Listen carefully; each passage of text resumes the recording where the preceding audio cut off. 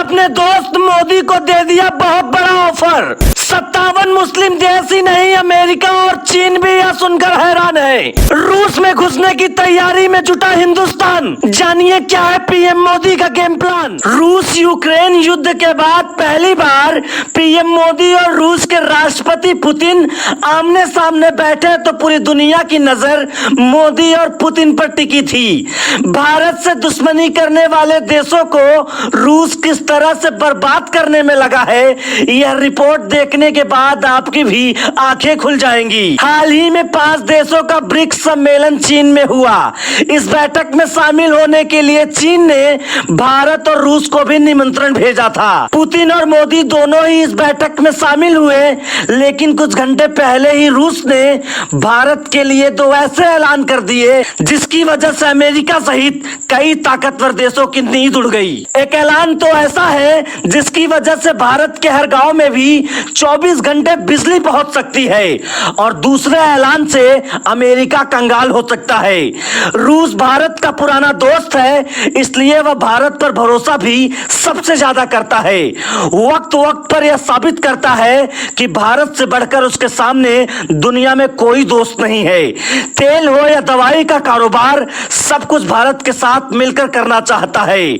अब रूस के राष्ट्रपति पुतिन ने भारत के लिए बड़े ऐलान कर दिए हैं। पुतिन ने कहा, हमने भारत को रिकॉर्ड तेल सप्लाई की है और अब हम चाहते हैं कि भारत रूस के अंदर अपना व्यापार बढ़ाए और स्टोर खोले। आपको याद होगा कुछ दिन पहले मुस्लिम देश भारत के पीछे पड़े थे।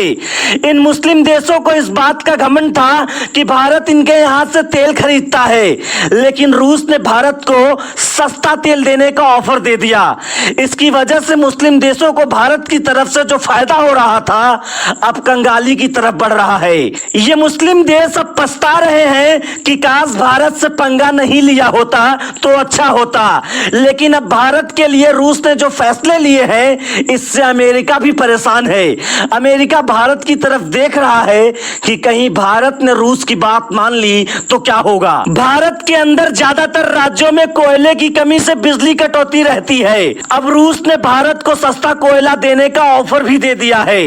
अभी तक भारत में अमेरिका, ऑस्ट्रेलिया और भी कई देशों से कोयला आता था, लेकिन रूस से सस्ता कोयला खरीदकर भारत अमेरिका सहित बाकी देशों से कोयला का आयात बंद कर सकता है।